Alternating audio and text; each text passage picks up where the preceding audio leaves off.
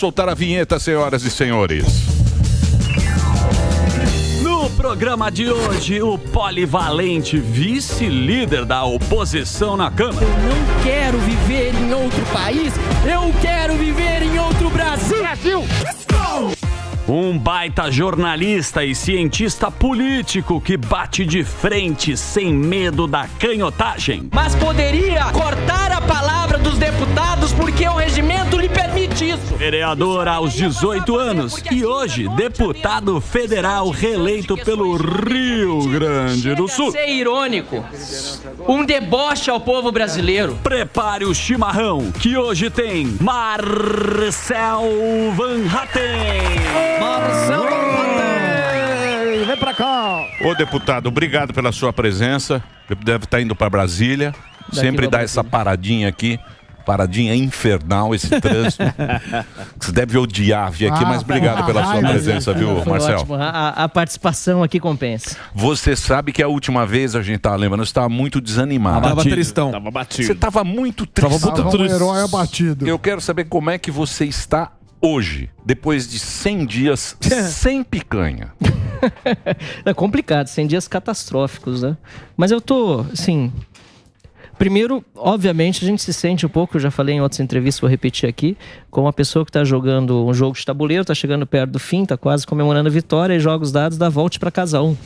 Né? Então a gente está vendo esse retorno ao passado, mas pelo lado meio cheio do copo, as coisas estão acontecendo tão rápido e o desastre é tão fácil de perceber, e o povo, via aí o Fuzil fazendo entrevistas, está claramente percebendo o engano em que aqueles que votaram no Lula caíram, que eu não vejo sustentabilidade para esse governo por muito tempo mais. Então, o que resta é a gente continuar trabalhando. Estava mesmo agora há pouco listando os motivos para impeachment, e acho que de todos os incisos da lei de impeachment foram praticamente todos em 100 dias. Né? Mas você acha que vai ter impeachment? Eu acho que é difícil.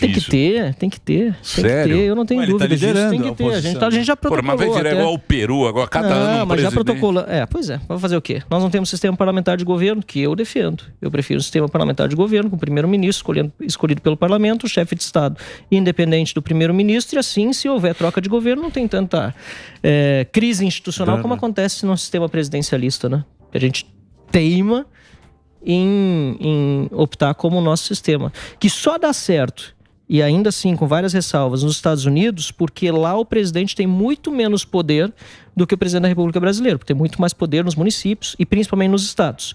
Já no Brasil e também nos outros países da América Latina, praticamente todos que adotam o presidencialismo, o poder é muito forte na União, muito forte no governo central, que o populismo e a demagogia acabam sendo instrumentos porque ele que distribui utilizados. Ele distribui verbas. Ele distribui o negócio lá pra turma. Sim. O cheque. Exatamente. O Mota comentou isso, Marcelo. Primeiro, seja bem-vindo. Obrigado. Da Petrobras. Na verdade, ele falou que a Petrobras vai cancelar a política de paridade de preço. Na verdade, foi uma fala, pelo que entendi, do ministro, mas ainda precisa do Congresso para poder sair dessa política. E por falar nisso, também teve a pedalada no saneamento, que a gente falou aqui, que foi o maior atraso que o Brasil teve. Porque esse negócio de saneamento aumenta a desigualdade e pobreza. O que pode ser feito para reverter isso, que seria um grande retrocesso no meu entendimento?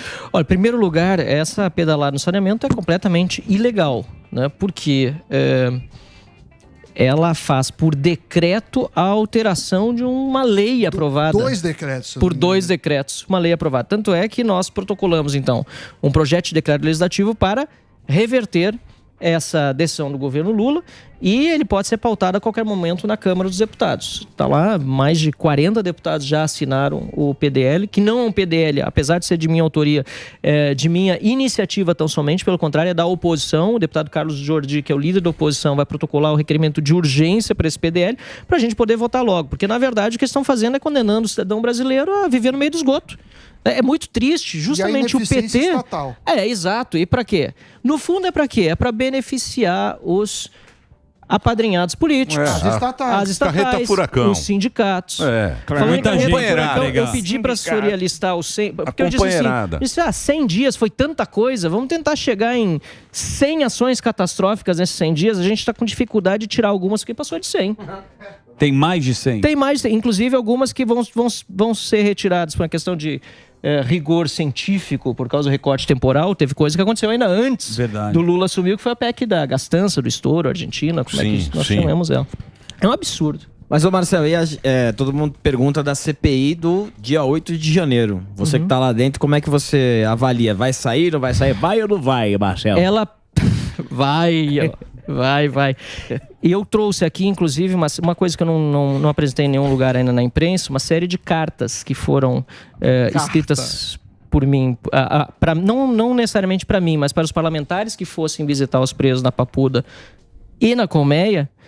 E essas cartas já são reveladoras dos abusos de autoridade cometidos para prender as pessoas, em primeiro lugar, porque as prisões foram praticamente todas completamente ilegais, independentemente se quebrou ou não quebrou. Obviamente que quem quebrou precisa ser responsabilizado, mas as prisões foram completamente ilegais. E, além disso, o que nós percebemos é que houve uma omissão gravíssima do governo e um conluio, eu posso dizer isso hoje com uma maior tranquilidade, do Ministério da Justiça e do ministro Flávio Dino para que as coisas acontecesse.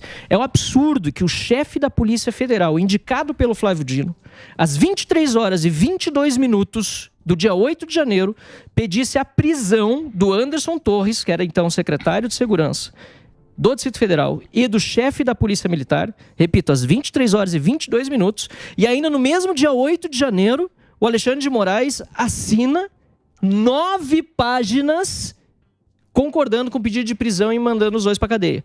Assim, não existe em menos de 38 minutos escrever as 9 páginas justificando por que prender os dois.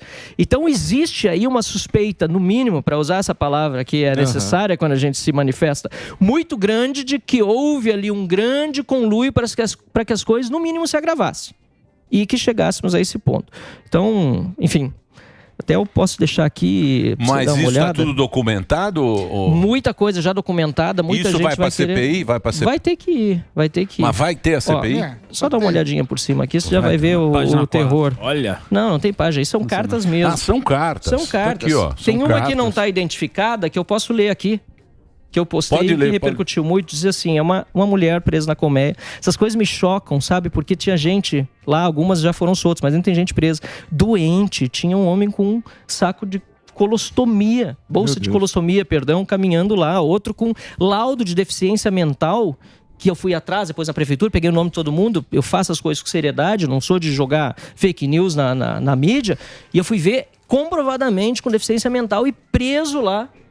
Que loucura, hein? Na Papuda. E os caras do MST... Não, quer saber? Outro caso interessante, encontrei ele se identificou como vendedor itinerante. Numa das celas. Ele chegou pra mim e eu disse, você é vendedor itinerante? O que você estava fazendo? Vendendo bandeira e coisa do Bolsonaro. Não foi muito específico. Disse, mas você veio de graça? Que é a primeira coisa que eu perguntava. Muita gente teria vindo de graça nos ônibus e, de fato, tenho certeza que aconteceu com muitos. Mas ele disse, não, eu paguei R$580. Eu disse, valeu a pena. Ele puxou um maço de dinheiro e ele disse, tá aqui, ó, R$4.000. O homem que vendia as bandeiras no QG, preso. E a carta da mulher aqui na colmeia diz assim, ó, cheguei no QG às 20 horas, ela se refere ao domingo, ou seja, depois que tudo aconteceu. Quando saí da minha cidade, ainda podia estar na frente do QG. Desci do ônibus e vi a confusão porque na estrada não havia sinal de internet. Todos correndo e assustados. Então, com medo, corri para me abrigar no QG. Ela escreve, inclusive, QJ aqui, né? Botar um SIC do lado. A Federal tentou invadir, o Exército não deixou e pela manhã fui presa, acusada de invadir e destruir. Aí tá aqui, cartinha dela, que eu postei no meu Instagram. E foi, assim, um exemplo de tantos que se poderiam dar de relatos. Quer dizer, ela nem teve lá. Não estava lá. E foi presa no dia seguinte. Ela correu com medo da história, né? Vendo a situação. Ela não chegou a estar lá. Ela chegou no QG às 20 horas, porque alguns ônibus chegaram para uma manifestação que haveria de acontecer no dia seguinte, na segunda. E não essa do domingo, que acabou descambando para uma depredação repudiável, que precisa ser condenada e as pessoas responsabilizadas. Agora, aquelas que de fato quebraram patrimônio público.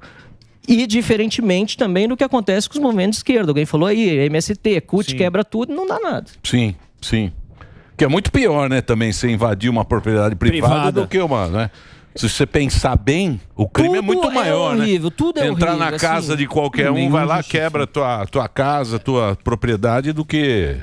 Nada disso tem cabimento. Acho que a violência não se justifica. O que a gente está vendo, porém, é que nós estamos num momento tão drástico da democracia brasileira, em que o judiciário está passando por cima do que diz a lei e a Constituição, que tem muita gente partindo para aquilo que não devia. Nós tivemos, inclusive, pouco divulgado, um suicídio em Brasília, de um cidadão que ateou fogo no próprio corpo e gritando que não aceitava mais a ditadura do Alexandre de Moraes. Meu Deus. Isso praticamente não foi tema da mídia, mas, infelizmente, foi um suicídio que cai na conta dessa extrema desordem institucional que a gente está vivendo e, em larga medida, provocada por ações do Supremo Tribunal Federal, que, para concluir, respondendo à tua pergunta, precisam ser averiguadas não só pela CPMI, essa do 8 de janeiro, como a CPI do abuso de autoridade, que eu estou propondo, ainda faltam 38 assinaturas, para que seja novamente protocolada como foi ano passado, e a gente possa ir atrás também desses abusos de autoridade e reequilibrar o Brasil. Mas aí não vai ser muita CPI, ô Marcel? Eu acho que aí não importa, vai... O que importa, eu acho que tem tem a CPI prioridade. do MST, CPMI do... Escolheu uma, não? A CPI do MST vai funcionar, tem que funcionar, a CPMI do 8 de janeiro tem que funcionar, e eu entendo que a CPI do abuso de autoridade tem que funcionar também. Ela tem efeitos mais Mas e o Lula? duradouros. E o Lula? Lula tem que cair, né? É um absurdo tudo que está acontecendo. O Lula não vai querer, Mas pô. a gente tem Claro que não. Claro que Porque não. o Lula, você pensar bem, ele tá com a bigorna da realidade. Sim. Ele não imaginava que Seria é pesada. 23 e não é 2003. E a bigorna tá pesada pra ele. Essa Cada- bigorna da realidade. Cada semana pesa mais. Mas aqui que me parece, ele tá num ritmo de ódio e rancor tão grande. Opa. Que é o seguinte, se você olhar para a história do PT e do Lula, quando ele assume o poder em 2003, que você mencionou, ele precisa tomar uma série de atitudes para agradar o mercado. Então ele traz o Meirelles, põe o Palocci na Secretaria da Fazenda, faz a reforma da Previdência no início do governo dele, uma reforma menor do que a do Bolsonaro, mas foi feita, e perde aliados mais radicais. Tanto é Sim. que muitos deles saem do PT. Marinha, que virou tudo Marina. PSOL lá. Os... Quem mais? O Babá, essa Isso. turma aí que saiu para fazer o PSOL. Isso. O que acontece depois quando você olha para frente? Sérgio Moro, Operação Lava Jato, pedaladas da Dilma. Os mais ligados ao mercado, a turma que o Lula achou que tinha agradado lá atrás, convidam Sérgio Moro para dar palestra nas instituições comerciais, etc. Vibram com o impeachment. Bota um pato aqui na Paulista. Sim. Vibram com o impeachment da Dilma e depois com a prisão do Lula. Ou se o Henrique Meirelles, que desejou boa sorte agora, Sim. o Armínio, que disse que está com medo, né? Que fizeram ele... Tá arrependido. Fizeram ele, algum deles teve na prisão em Curitiba visitando Lula? Não. Não. Mas se você for ver quem ele está botando no governo mais próximo, são esses radicais que, apesar de terem sido chutados lá atrás, foram na cadeia visitar ele. Foram visitar Tem ele. vários ministros dele que foram na cadeia. Então, mas isso era óbvio que ele ia fazer. Então, Porque a quem tá- companheirada ficou pois com o Lula. Ninguém solta a mão de ninguém, né? A companheirada foi lá. Companheirada é que nem lá. raiz. Se você é direita, o cara da direita vai preso, nem cigarro tira. Só a mãe O leva. Lula foi até a Janja. Só a mãe Com vai. a Janja foi lá que ele conheceu a Janja. Se Papa, casou com a assim, Janja. tem um negócio do Papa? Tem uma carta, acho que foi uma Tá carta. falando que O ninguém cara- abandona. Ninguém abandona. Ninguém abandona. Agora a direita vai fica lá. lá. Só vai cada a um mão. por si. Fica os veinhos lá escrevendo cartinha. Se ó. ninguém abandona e você é líder da oposição, o que você acha do papel do Bolsonaro? A direita ela está unida? Só antes, quanto à questão das cartinhas, acho que é interessante lembrar esse ponto das pessoas se manifestarem e mandarem cartas para quem chegava lá, e logo depois Alexandre de Moraes proíbe a visita de parlamentares. Meu Deus. Sabe, parlamentares do PT, da esquerda, mas não importa, pode ser de qualquer partido, vão lá visitar os maiores homicidas, estupradores. E direito tem esse... O preso tem esse direito de receber as visitas de parlamentares que estão lá para fiscalizar a administração direta e indireta, para saber se estão recebendo realmente o tratamento adequado, por mais que estejam presos. Nesse caso, o Alexandre de Moraes, depois ele voltou atrás, teve a petulância, o desplante de proibir a visita de parlamentares. Então dentro daquilo que você falou, 2 pesos e 2 medidas, indesculpável. Quanto à questão do papel do Bolsonaro, ele agora voltou, ele não sei exatamente o que ele tem feito nos últimos dias, eu imagino que ele tem um receio também de que muita coisa possa se virar contra ele, apesar de ele ter estado fora do país durante o período das manifestações, essas que acabaram com prisões. Então não vejo também muito como implicá-lo, a não ser pelo fato de que, assim como eu fiz e outros parlamentares de direito fizeram, ele não recomendou que as pessoas saíssem de frente dos quartéis. Acho que até aqui no próprio programa do Pânico, se eu não estou enganado, eu falei que o mais adequado era as pessoas irem protestar diante do Congresso, obviamente que sem violência, e não diante dos quartéis. Eu falei em público várias vezes. Foi. Bolsonaro não fez, e no meu entendimento ele deveria ter feito isso naquela época. Agora, fora tudo isso, o que mais me importa é que todos os atores que estão à direita, sejam liberais, sejam conservadores, ou bebam em ambas as fontes, estejam unidos nesse combate a um desgoverno que não é nem, eu diria, de esquerda. É um governo realmente com viés totalitário e que perdeu completamente a vergonha de dizer o que quer. Sim. O Dirceu disse ontem que quer ficar 12 anos no poder, com o Lula reeleito e o mesmo grupo no poder. Com a popularidade do Lula hoje caindo desse jeito, isso significa o quê? Ditadura pelo poder, pela força, porque o poder popular não está do lado dos caras mais. Isso já se percebe. Se a eleição fosse hoje, acho que está muito claro, o Lula não ganharia. Então, isso é muito grave. Então, quem está na direita tem que deixar de lado. E quem está no centro, e mesmo quem está numa esquerda mais moderada, tem deixado de lado as diferenças e dizer, olha, isso aqui nós não queremos para o Brasil, nós não queremos uma Cuba, uma Venezuela aqui, uma aqui que é Nicarágua e assim por diante. Mas o Lula não agrega mais. Você viu o Lula lá em... Onde foi que ele foi ver a chuva lá? Foi Piauí? Para onde foi agora? Maranhão. Agora tinha meia dúzia Maranhão. ali, ó. Tava lá, deu tchau pra turma. Tinha 6. Ô, Marcelo, Tava fraco. O Lula tá fraco, hein, Lula? Que bom. Turma não tá muito... Continua não assim. Não tá muito... Tá animado, não igual tá o Coldplay. Ô, Marcelo, Não tá o agora, show do Coldplay.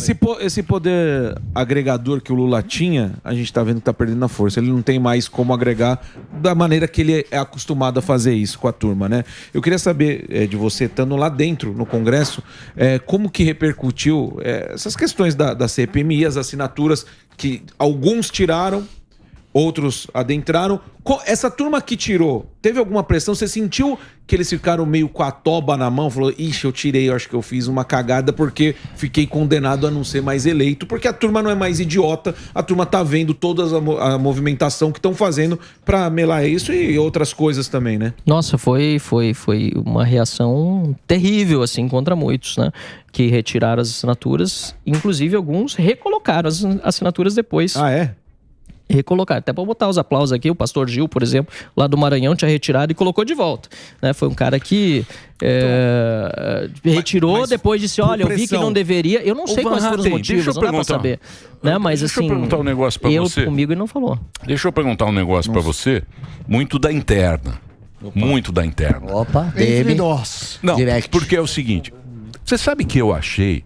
Porque é o seguinte, os caras não conseguem entender o negócio do tal do centrão, né? Porque o cara fala, na época do Bolsonaro, fala, porque esse governo de coalizão, você precisa de muita gente para indicar pra uma... Porque, porra, o governo é grande. Não, cargos, você precisa de muita gente pra indicar.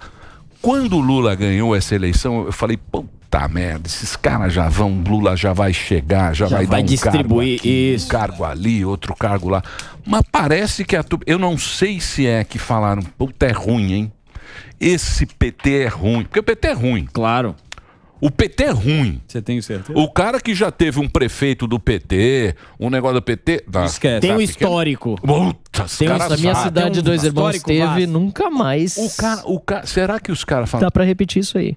E não entraram tão meio na oposição. Essa oposição me parece ser uma oposição, não é a mesma. Não entrou no jogo. Não entrou no esquema. Precisa ver quanto papai vai gastar com a turma.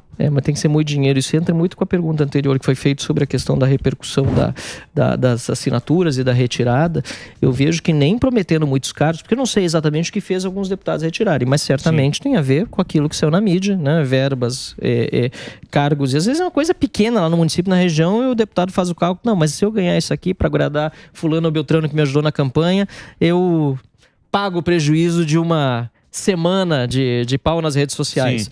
Mas dá para ver que não está sendo suficiente. Por quê? Porque não tem base popular de sustentação mais o governo. Aliás, nunca teve. Se a gente for pensar, o Lula ganhou por uma margem muito pequena, com todas as perseguições que o Bolsonaro sofreu, que a própria justiça eleitoral fez em relação à sua candidatura. Isso aí ficou muito límpido, muito cristalino. Sim. Foi uma diferença muito pequena. sem contar os votos em branco, os votos nulos e quem não foi votar. Então nós temos uma maioria já expressiva da população que não aceitava nenhum dos dois candidatos, e nisso significava que não aceitava o Lula também.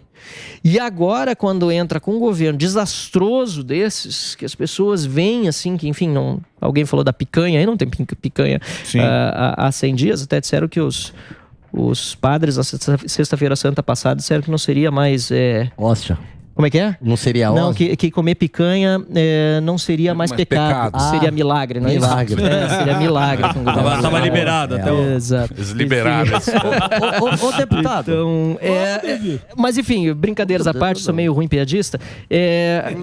Não tem muito o que fazer com um governo sem sustentação política, a não ser trabalhar para demonstrar os seus erros, e o resto vai acontecer naturalmente, e por isso que eu acho que acaba desembocando um processo de impeachment. Aí vai uma vírgula. Até porque o vice do Lula é um cara que é completamente identificado hoje com o establishment.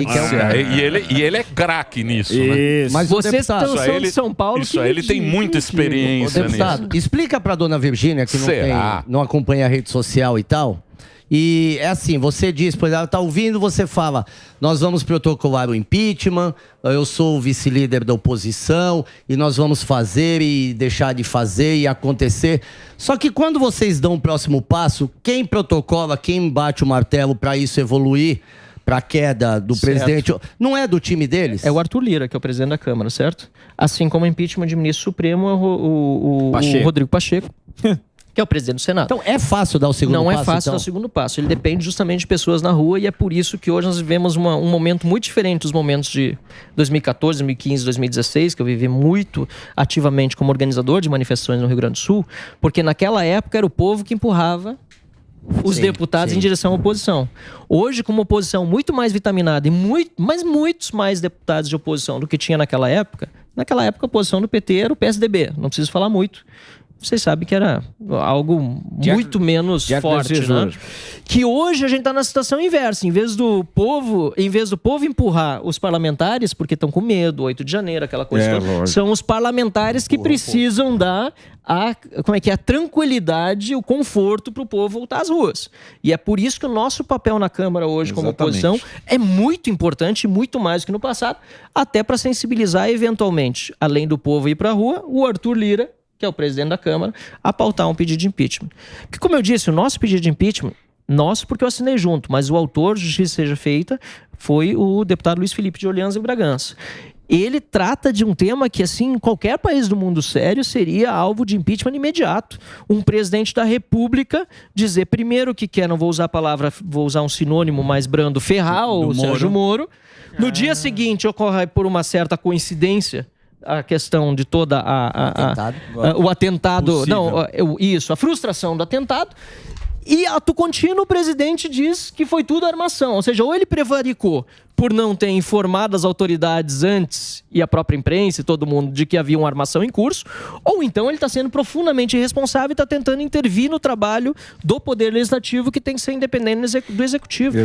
Isso é motivo suficiente para impeachment. Mas você fala do processo do impeachment... Só um breakzinho pro Delari. Delari tá nervoso. Delari merece. É que tá dando muita audiência. O filho dele tá dando uma bela tá dando muita audiência. E aí ele pede break pra cair a audiência. Ele não gosta de ficar em primeiro. Pra dar chance. Ele gosta de ficar em terceiro. Isso, ele gosta de perder muito. Então nós vamos fazer um break. Reginaldo, por favor, um break pra Rede Rádio. A gente continua daqui a pouquinho pra você. E obrigado pela audiência. Vai lá.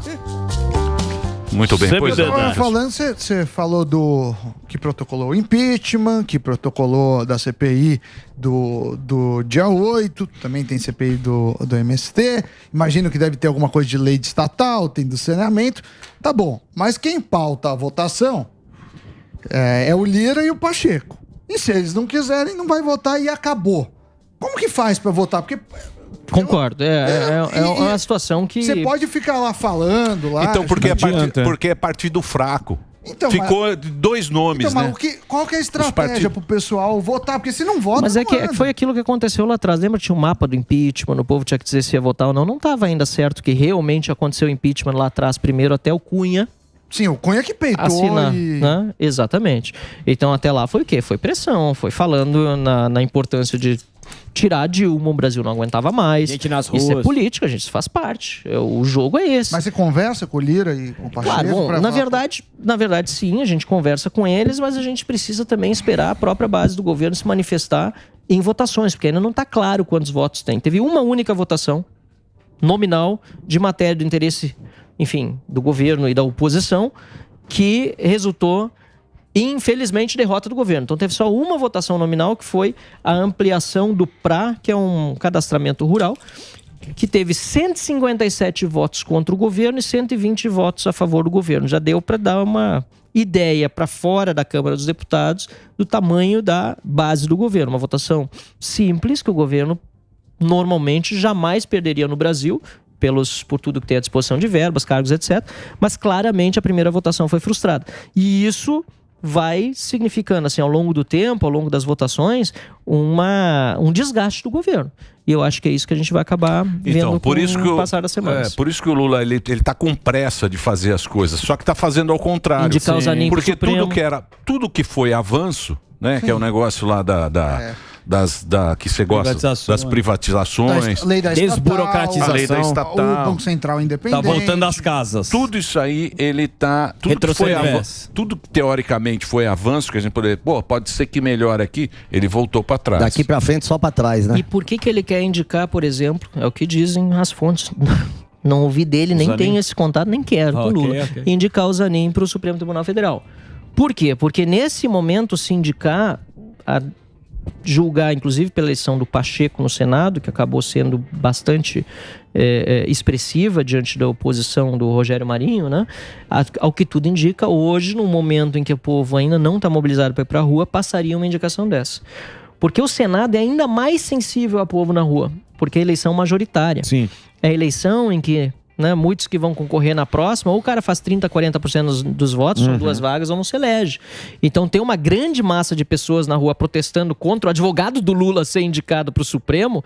É fundamental para que essa indicação não passe. Você acha no que há Senado. possibilidade do Senado barrar por conta disso? Sem dúvida. Eu espero que não fosse...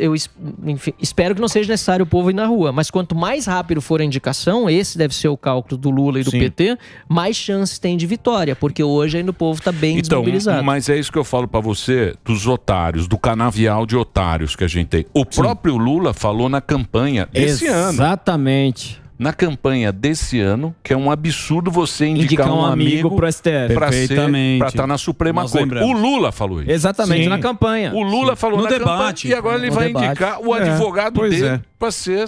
Porra, Mas aí parece que é... pera lá um pouquinho, né? Pelo são amor de amigos, Deus. né? Mas olha, é difícil fazer essa análise também. Eu queria sua análise menos romântica e mais racional de toda essa história. Só fazer uma pergunta. Pois não. Antes dessa pergunta Lógico. maravilhosa que você falou. Você é holandês?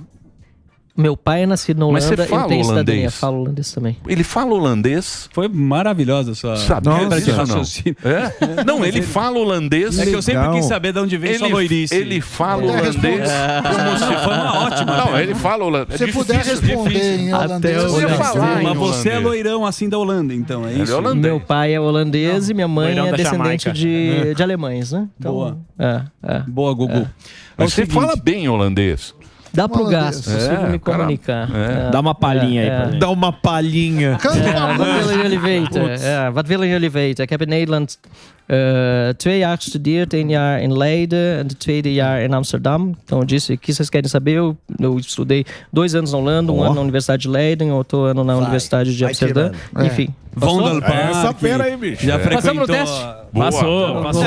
Só uma Bulldog. Um pouco de sotaque a gente achou, mas Não, mas falou... O sotaque não tá tão um bacana. sotaque mais de Roterdã, mas a gente viu. A gente aceita. A gente aceita. Não saía do Meio da Bulldog. roça. É engraçado que meu sotaque não é de lugar nenhum na Holanda. É meio da porque roça. aí o pessoal acha que eu sou da África do Sul, que foi durante muito tempo também uma colônia Os holandesa. africanos. Então, você veio da África do Sul, algo assim, se pergunta por causa do sotaque. Muito bem. A pergunta Depois dessa pergunta muito pessoal, Perdeu minha linha de Vem a raciocínio, Zuzu, mas é uma Zuzu. curiosidade Super muito Sem necessária. romantismo, eu lembro. Vamos lá, Não, Zuzu. sem romantismo, e eu quero você mais racional. Você é um cara que defendeu muito a Lava Jato, e eu recordo bem, você, inclusive em manifestações. O que aconteceu com o Sérgio Moro, que ele perdeu esse poder, esse capital político, que ele teve a oportunidade também de estar lá.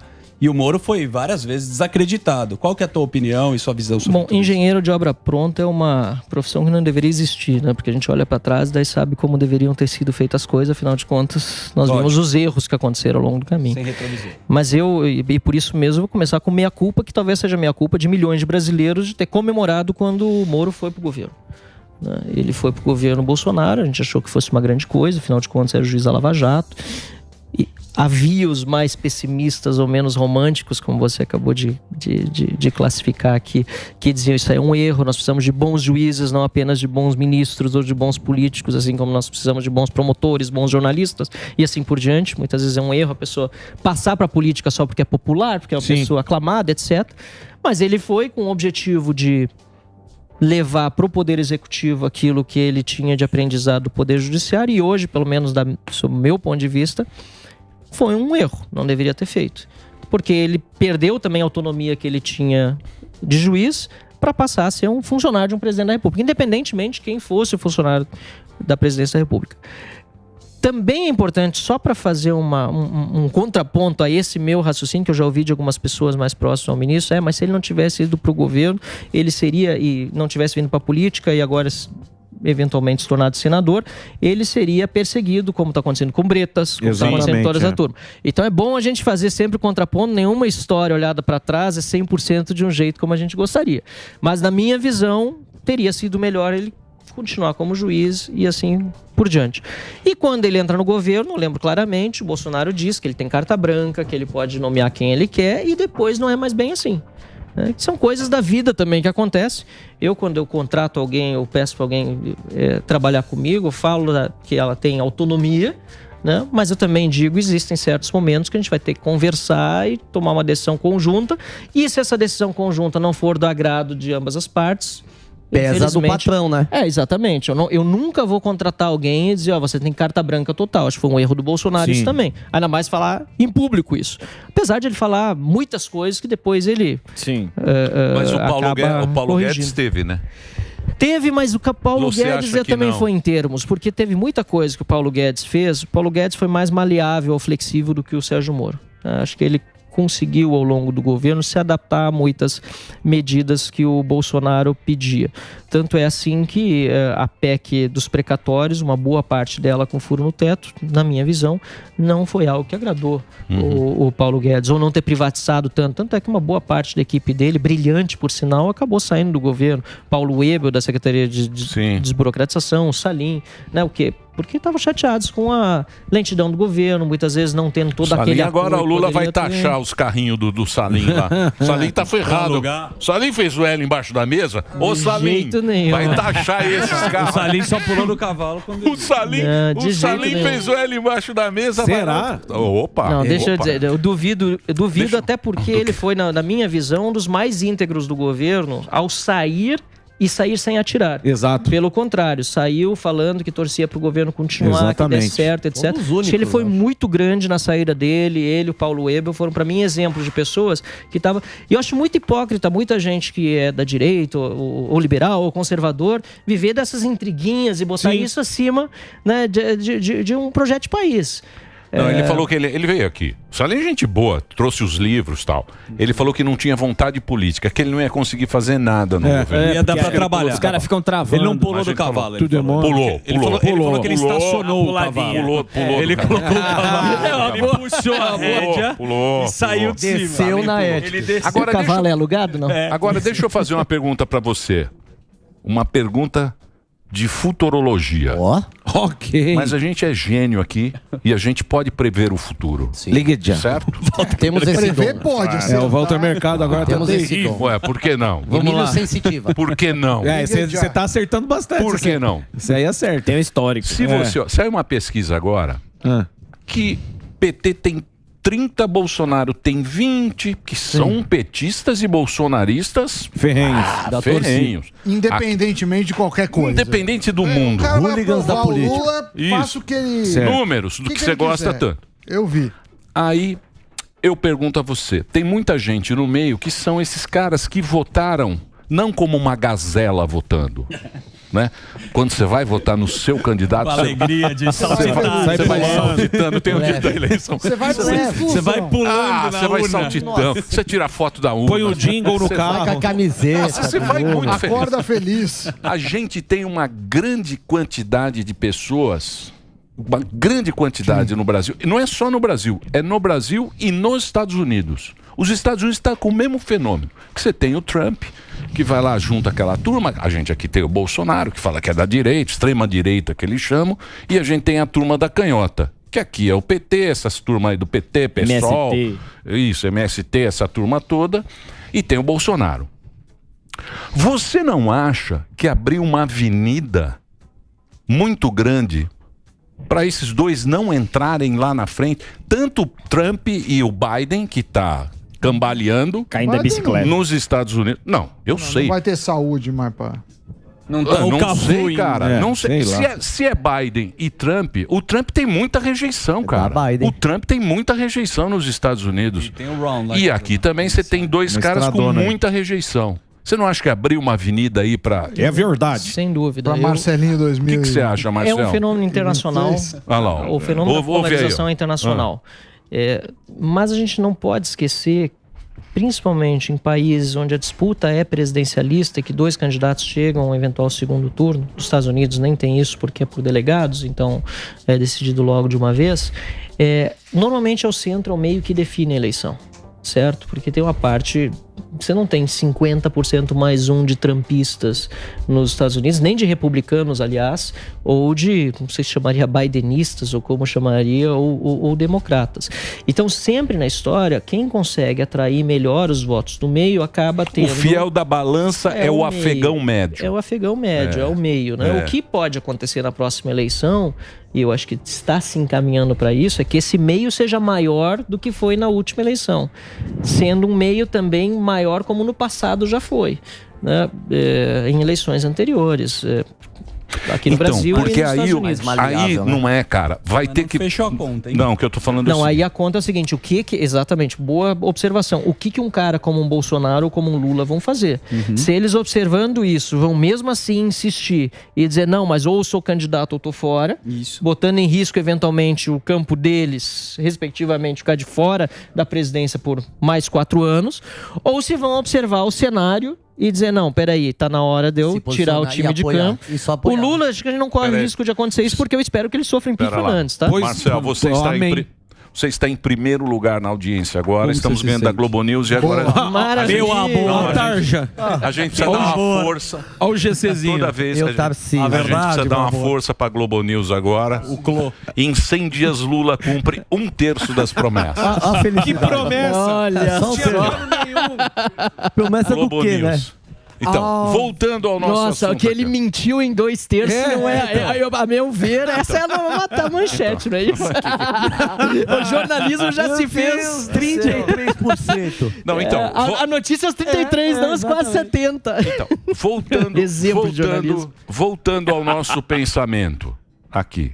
Porque a gente quer o quê? A gente quer um país mais moderno, mais legal. Sim. Não quer esses bolivarianos, né? Não quer essa confusão. Viver bem. Quer um país que funcione. Eu acho que vai ser o cara. Quem é a pessoa ou o partido? Não é o partido aqui, porque aqui você vê. Fica o Lira e o outro lado do Senado. Pachecão na gavetinha. Pacheco, Lira... É candidato, não partido. É nome. É o cara que vai conseguir tirar voto tanto da canhota como da direita. É verdade. E é difícil, hein? É difícil, sim. Polarizado do jeito que tá.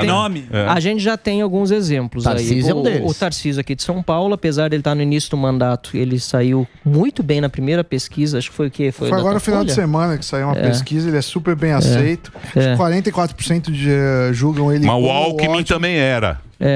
Mas assim, o Alckmin em São Paulo, os caras amavam. O Russomano também. 0,2. Mas tanto era amado, Emílio, que ele foi ser vice do Lula e ajudou, agregou na campanha do Lula. Pois é. Né, mais do que agregou o Braga Neto na campanha do Bolsonaro. E eu gosto do Braga Neto, me dou bem com ele, mas eleitoralmente Vamos falar a verdade. O Alckmin teve muito mais apelo com a candidatura do Lula, inclusive aqui em São Paulo, onde a diferença do Bolsonaro para o Lula foi muito menor, inclusive do que em 2018. Né? Nós temos, então, o Tarcísio, tem o próprio governador Zema. É verdade, suspeito em dizer, agradeço. não posso falar muito, porque é do meu partido, mas ele foi reeleito em primeiro turno, então ele já tem 4 anos de bom mandato comprovado e conseguiu pegar grande parte do meio, porque ninguém é eleito em primeiro turno, né, sem um amplo apoio da sociedade como um todo. E tem outros que correm um pouco mais por fora, digamos assim, mas que podem ter a chance. De novo, eu sou suspeito em dizer, porque é governador do meu estado, o governador Eduardo Leite, e nós temos várias diferenças. O Novo sempre foi independente, tem vários elogios também por ter conseguido aprovar algumas reformas administrativas, mas várias críticas também em uma série de ações dele. Eu acho que o momento dele em 2022 era muito melhor. Ele acabou indo por... Ele foi para o segundo turno no Rio Grande do Sul por apenas 2 mil votos sobre o PT e venceu no segundo turno, mas também não foi uma vitória tão fácil Mas tá tretado assim. lá, né? Mas tá aí, só para citar os nomes, ser justo, tem ele, tem o Ratinho Júnior, tem o Caiado, mas para mim quem desponta, isso eu falo por circular pelo Brasil e ouvir mesmo, são justamente Tarcísio e Zema. Agora, precisa ver o que o povo compra, né? Sim, ô Marcel, como que você vê essa situação da direita? Porque, como o Emílio falou no começo do programa, a turma, se for preso, não leva nem cigarro pra você. Você lá dentro, no Congresso, como que você vê... Eu pensei lá dentro da cadeia, eu já estava preocupado lá aqui. dentro do Congresso, como que você vê a direita se unindo? Porque o que a gente vê também, você faz o trabalho sério, a gente vê muito deputado TikTok, né, que só faz meme. Influencer. Então, eu queria saber como que é esse lance com a turma da direita para se unir e tentar tocar o país para o rumo certo. Não, mas, em primeiro lugar, os deputados precisam se conhecer melhor, porque a gente acabou de assumir. 1º de fevereiro foi o início do mandato e houve poucas oportunidades de votação. Em segundo lugar, esses deputados, os que já se conhecem e os que ainda estão se conhecendo, precisam trabalhar estratégias em conjunto. Eu sou vice-líder da oposição, nós somos no total 4 vice-líderes e o Carlos Jordi de líder, e eu tenho até esse momento somente elogios para ele e para os demais colegas de vice-liderança, porque tem trabalhado em conjunto, sentado independentemente de partido político, aliás, acima inclusive das predileções partidárias, para tratar de temas da oposição. Hoje mesmo, 18 horas e 30 minutos, nós temos uma reunião da oposição. Aí vem um recado da companhia aérea aí que tinha cancelado o meu voo, que eu vou pegar logo depois de sair daqui. Eu disse, vou ter que acabar ficando em São Paulo, porque eu vou participar dessa reunião. Somos só 5, a gente tem que estar organizado. Sim. E em conjunto. Aí no fim conseguiram me colocar num voo de outra companhia, vai dar para chegar em Brasília a chato tempo. ser oposição, né? Ser oposição é chato pra caramba. É o cunhado feio. É chato, Mas é necessário. Mas tem que trabalhar, é chato, mas ao mesmo tempo você tem um objetivo do qual você não pode se distanciar, que é o de fazer isso com seriedade. Mas você não consegue exercer. Por quê? Porque te coloca um monte de empecilhos. É muito mais difícil você ser oposição, porque você não consegue dar 2, 3 passos. Já te dão uma rasteira no segundo. Jogando pra baixo. Mas você tá mais animado. Eu acho que era Sempre mais jogando pra baixo. difícil fazer isso quando eu era independente, quando tinha tanta treta na direita, e quando agora a gente vê que existe, olha... deixar a treta um pouco de lado. Questão de geração TikTok, etc. Tem gente que tem essa forma de se comunicar, eu não vou avaliar se é conveniente ou não, acho que cada um tem sua forma de agir. Por um lado, é bom ver que a esquerda era monopolista dessa forma mais escrachada de fazer. Até o Janones, isso é um absurdo, que a forma como ele atua, né? E tá vendo que na direita tem gente que... acho que não pode chegar no nível de um Janones, mas pelo menos é páreo para incomodar numa tribuna. É importante ter essas pessoas, são um soldado raso na batalha e vai lá pro pau o tempo todo. E também tem os estrategistas que estão se organizando para fazer uma oposição séria e respeitada. Você tá mais animado, né, Marcel? Tá, porque a última vez, nossa senhora, animado, chorou, não Ele quase chorou. sabe de coisas. Estamos em primeiro na audiência. Aliás, bota lá, a Alexa. Globo News. Demora essa Alexa. Alexa, Globo News. Tem que falar direitinho. Nem quer. Ela não tá afim. Favor, repetir. Voltou. Trigueiro aí. Olha lá. Olha lá, ó. Lula, desmatamento zero não é tarefa fácil. Calma, peraí. Então, por que ele Agora virou Tá batendo recorde. Tá batendo recorde agora. Antes o fogo era era brando, agora o fogo é pesado. Não, e agora é responsabilidade dos estados também, vocês viram isso? Antes era culpa Saiu do ontem Ricardo no Globo. Salles. O Salles, Então. coitado. Agora não. Cadê agora o é DiCaprio fácil. agora? Fazer um carinho aqui. E a outra mina lá? A Greta. Não foi ele que Manino. disse que o mercado era uma entidade bolsonarista? Então, Foi o Trigueiro que vai disse esse negócio. mas uma eu tava bobagem vendo dessa. lá. Ele cumpriu 1/3 das promessas. Que promessa? Quais foram? Eu nem lembro. Não tem Nenhuma, promessa, como não ele tinha Ele deve ter plano. feito 3, cumpriu 1. Ele mesmo falou que se ele falasse, desse o nome de ministro, ele ia perder voto. Que plano de quê? Aumentou Não o tem plano salário nada. mínimo, foi para vai R$18. dormir. E disse que o MST não ia invadir terra improdutiva, né? Não é isso que ele falou? Tá aí agora as promessas todas. Tá certo. Mas isso também, isso aí é um atraso também. Isso é um atraso. triste. Puta, isso é um atraso, cara. Isso é que é chato. O chato é o atraso, né? É o E atraso. o pior é que é para influência política, que o MST tá fazendo isso para buscar cargo dentro do governo. Sim. Né? Para buscar a presidência de Embrapa, INCRA, isso, Embrapa, do INCRA, etc. é mais, lógico. né? Então o que eles estão fazendo? Pressão política, fazendo violência no campo. E essa turma aí não é terrorista, né? Não. Sim. Não, tem foice na mão, tem eles pau e defendem pedra, princípios. arma inclusive. Arma pra caramba. Né? E aí o José Rainha tá preso aqui por extradição, não sei se já soltaram ele, mas até onde eu sei tá lá preso. Interditaram estradas, né? Que é crime de impedir o direito de ir e vir. Puseram, acho que. Depende Não é, de é quem pra faz, colocar, é o que ele falou, é pra colocar a companheirada no INCRA.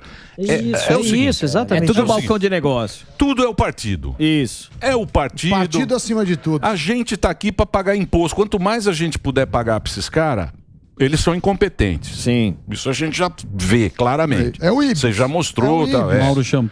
E a gente tá aqui pra pagar a companheirada. E de fora também, E Venezuela. eles querem ficar lá. Ele queria 12. Perpetuar. 12 anos. 12 anos. Não, mas 12 é... Não, e passado. perseguindo quem produz. Lá no Rio Grande do Sul, a gente está sofrendo muito, porque houve aquele caso realmente absurdo de degradação no ambiente de trabalho, que foi feito um resgate do Ministério Público, exatamente, de trabalhadores assim por diante, que estavam em condições realmente péssimas, mas aí botaram a culpa nas vinícolas. Depois só veio a Polícia Federal e diz: as vinícolas não tem nada com isso, Que mas era aí o estrago já foi terceirizado. feito. É. Fizeram um TAC de 7 milhões de reais. Sabe para onde vai esse dinheiro, Emílio? Dos 7 milhões de reais que as 3 vinícolas acertaram no TAC, Assinaram o TAC. Que é um assinaram termo o TAC. que você assina com o Ministério Público. Termo de ajustamento de conduta.